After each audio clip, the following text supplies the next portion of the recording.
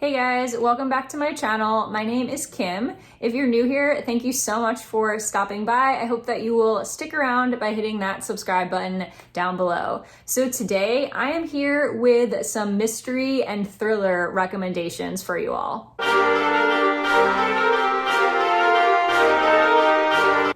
These 10 mystery/thrillers are books that I have read and enjoyed and would highly recommend to anyone that enjoys the genre, whether you are a beginner or a veteran of the genre. This is also a mix of both young adult and adult titles.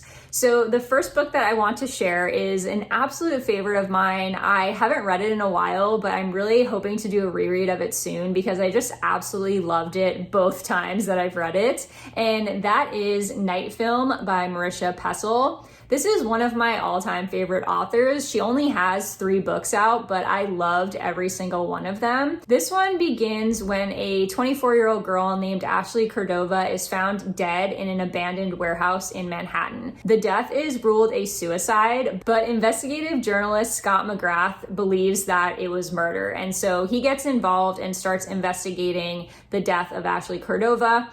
Ashley is also the daughter of this kind of cult famous filmmaker named Cordova. He has these like really dark and disturbing films, and they're kind of cult classics, lots of like underground viewings. People are completely obsessed with his films, but little is known about the actual filmmaker, just about his films.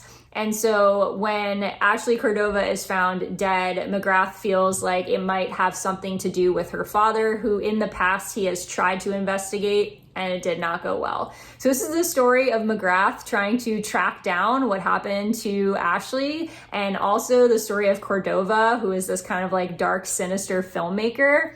It is so good. It's also mixed media, which is kind of cool. I'm sure the media looks probably a bit outdated at this point since this did come out quite a while ago, but it does have like actual images of like the website and pictures of his films and things like that, which really adds a lot to the plot in my opinion.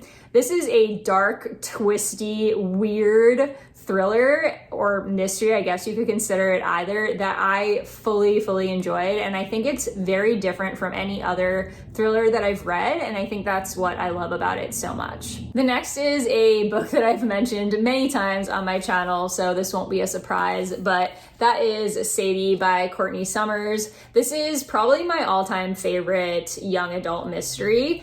I just think it's so well written and I could not put it down. It was so addicting. I also love that this has a podcast element to it, which I thought added a lot to the story and added like an extra layer. So this is basically about a girl named Sadie whose younger sister Maddie is murdered, and she's been bringing up her sister for most of their life. They live in this very small town and have lived a pretty rough childhood. So when Maddie is found dead and the police botch the investigation, Sadie heads out on a journey of revenge to try to track down Maddie's killer. It is very dark, it is very twisted, and there are definitely some disturbing scenes. But I think this is such a well-crafted thriller. It had me on the edge of my seat and I literally could not put it down. I think I finished this in like under 24 hours. This is another one that I really hope to give a reread soon. Next, I have another YA mystery, and that is People Like Us by Dana Melly. This is definitely an underrated YA mystery in my opinion. I really loved this book. I thought it was so thrilling and engaging. This is basically about a girl named Kay who lives kind of the charmed life at her boarding school. She is a soccer star. Her and her popular, beautiful friends basically run the school, and everything seems to be coming up Kay, you know? But then a girl's body is found in the lake, and she is suddenly dragged into this computer-coded scavenger hunt left by the dead girl. And kind of these skeletons in her closet are coming back to haunt her in a way. A lot of the things from her past are threatening to come back and destroy this perfect, carefully constructed life that she has put together at her new school. I really couldn't put this down. Again, I loved the scavenger hunt. I felt like I was along for the ride with the main character trying to decipher these clues. For me, the best kinds of mysteries are the ones where I feel like I'm trying to solve the mystery along with the main character and like getting the clues as the main character is getting them. I just think that that's the most interesting type of mystery, and this really hit the nail on the head when it came to that type of read. So highly recommend if you haven't checked this out yet and you enjoy YA mysteries. Next, I have another YA mystery. This one is called Broken Things by Lauren Oliver. So this may be a slightly unpopular opinion. I actually read this with my students in book club and they kind of hated it. So I don't know. I thought this was fabulous. I gave it 5 stars and I absolutely loved it. This one is about these 2 girls named Mia and Bryn, and their best friend Summer was brutally murdered 5 years prior to the start of the novel. A lot of people think that they did it, but they didn't do it. And so 5 years later, new evidence kind of comes up and people start to question and reinvestigate this murder, and Mia and Bryn get pulled right back in. So I loved everything about this book. I loved that it was tied into another fictional story. Like there is kind of like a book within a book aspect, because it's believed that Mia and Bryn actually killed Summer in this ritual that they were following from this book that they were really obsessed with. And so that's tied in a lot, and you get like little excerpts from that throughout the story, which I personally really enjoyed.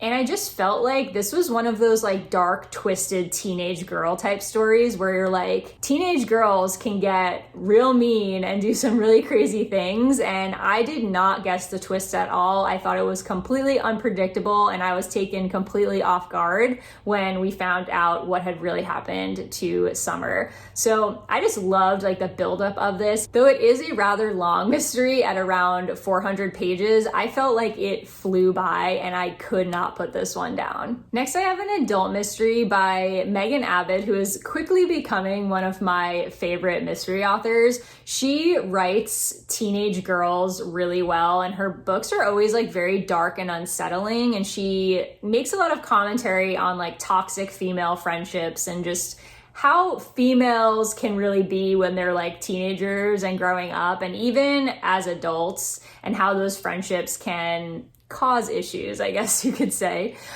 So my favorite book from her by far is You Will Know Me. And this one is about these 2 parents named Katie and Eric, who have a daughter 15 years old named Devin, who is a gymnastics prodigy. She's a competitive elite gymnast, and a death rocks their gymnastics community, and they get kind of pulled in. And it is told from the perspective of the parents, if I remember correctly, but it does have a lot to do with like the daughter and how she gets involved in this dark mystery and this death.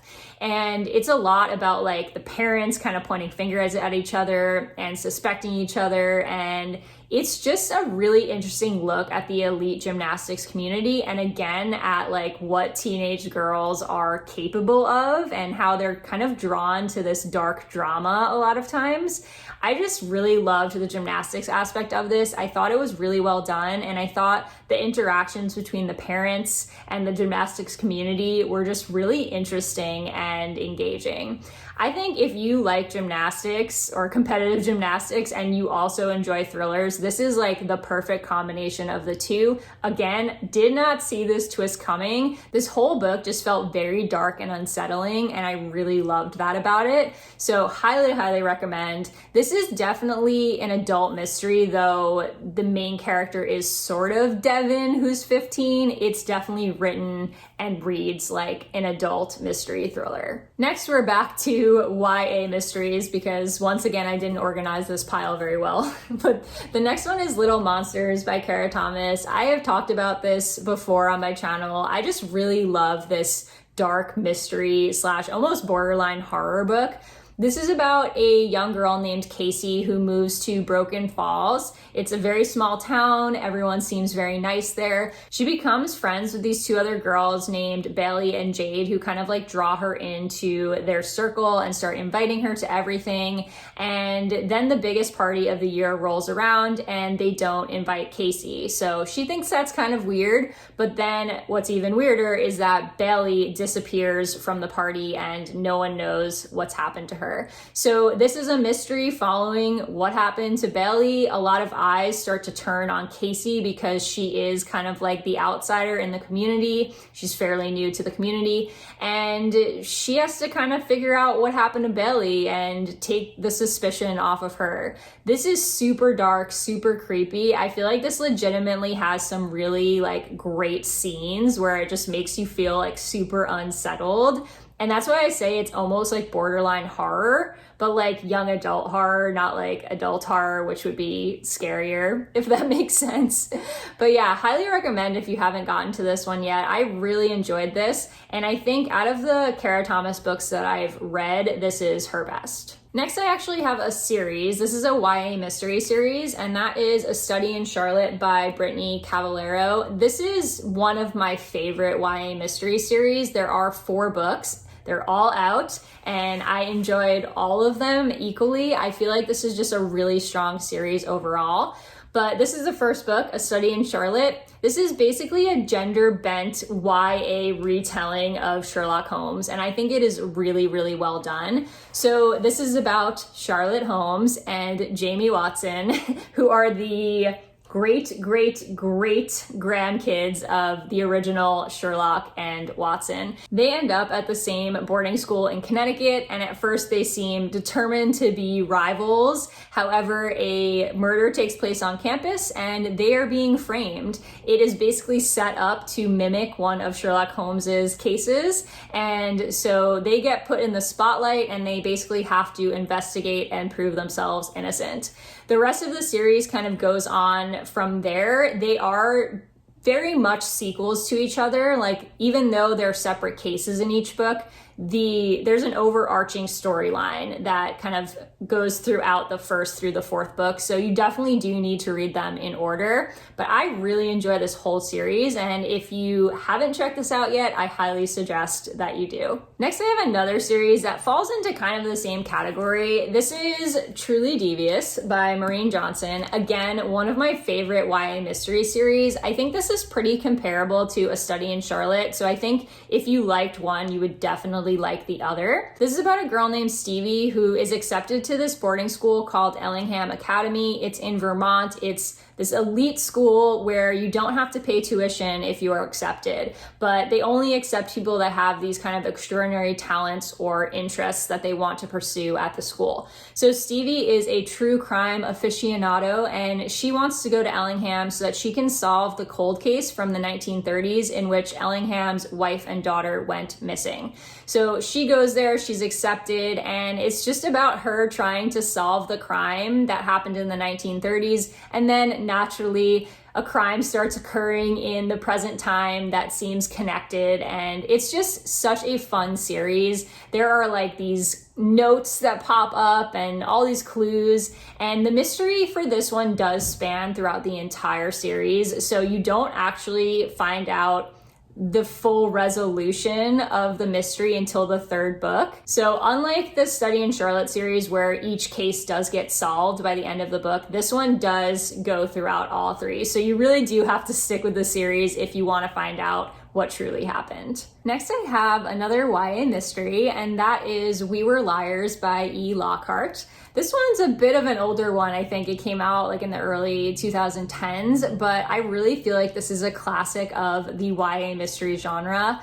This is such an interesting, fun read, and it really had me like completely on the edge of my seat the entire time. So this is basically about this group of 4 friends that meet together every year on this private island. They're all like super rich and everyone's beautiful, and it's like all these people that get together in the summers, these families that get together in the summers on this island, and these 4 kids have been spending their summers together, and they call themselves the Liars. and then an accident happens. There's this big secret, and that's all you really need to know because spoilers. And so you're seeing it from the perspective of one of the 4 kids, and she is dealing with some things that have happened from her past. It has, I think, one of the best twists that I've read in a YA mystery. I did not see it coming. I thought it was so crazy, and I was like completely floored by how well written and well constructed this mystery was. And so I definitely suggest checking it out. I also feel like this book had really beautiful writing. I don't think I've read anything else by this author since reading this book, but I really remember enjoying the writing and thinking it was very beautiful. And lastly, another adult mystery. This one is The Guest List by Lucy Foley. I read this pretty recently. I definitely read it this year because it's a new release. And I gave this like 4.5 stars. It was nearly perfect. I really, really enjoyed it. This one, if you don't know, I know this is like super big on BookTube, and I think it actually just won the Goodreads award for thrillers, maybe. I'm not sure, but I think it did win. It was very high up there. It got like either first or second place in the Goodreads awards. Not sure how you guys feel about those, but just FYI. So this is a thriller that takes place on a remote island off the coast of Ireland. And I just already love that because I love 1, inclement weather, and 2, these mysteries that take place on kind of like these remote places in the UK. I really just find them like super atmospheric. So this is about a wedding between Jules and Will. Will is like a semi-celebrity. He has one of those like Survivor shows where he like goes into the woods and tries to like survive. And so people know who he is. And so they have this wedding on this remote island at this like really fancy inn there. They invite a close group of friends and family members to come to their wedding. This, much like her other novel, The Hunting Party, is told in alternating perspectives between, I think it's like 5 or 6 of the characters that are present at the wedding, one being the wedding planner and the rest of them being like either the main 2 or the guests. And you're seeing alternating perspectives of what's happening as the plot develops. What I really like about Lucy Foley's mysteries, and specifically this book, is that she actually places the murder at the beginning. So rather than it being a buildup to someone getting murdered or like several people getting murdered over time, you find out someone's been murdered nearly right at the beginning. Like in the first couple of chapters, it might even be the very first chapter, you find out someone is murdered at the wedding. And then it flashes back and you get all of the build up to that moment. You don't know who's been murdered and you don't know who did the murdering. And so it's like a whodunit with another level because you also don't know who the victim was. And I really love that about this because I think it really engages you when you are left completely in the dark and you don't even know who it is that's going to die. That created like an extra level of suspense for me. I did not see the twist coming in this. I was completely floored. I thought it was impeccable. I thought the twist was so good. And there are actually like 2 or 3 twists that all caught me off guard. I absolutely loved them. I thought the characters were well constructed. I just found this to be like the perfect mystery for me. I felt like it was constructed exactly the way that works for me when it comes to mysteries. So if you have read her other book, The Hunting Party, this is like the better version of that. It's set up in a very similar way, but is better. So like, I would definitely check this out if you enjoyed her other book. But yeah, in general, this is just like a great murder mystery. And I feel like Lucy Foley is really good at constructing these types of stories, and I hope that she will continue to come out with more of these in the future. That wraps up my 10 mystery thrillers that I would suggest you check out. If you guys want to see more of these recommendations in the future, definitely let me know. I am trying to get more into the mystery thriller genre, so hopefully I will soon have yet another 10 mystery thrillers to recommend to you guys. Let me know in the comments if you've read any of these or what your favorite mystery thriller books are, as I would love to chat with you about it. I will see you guys in my next Vlogmas video tomorrow.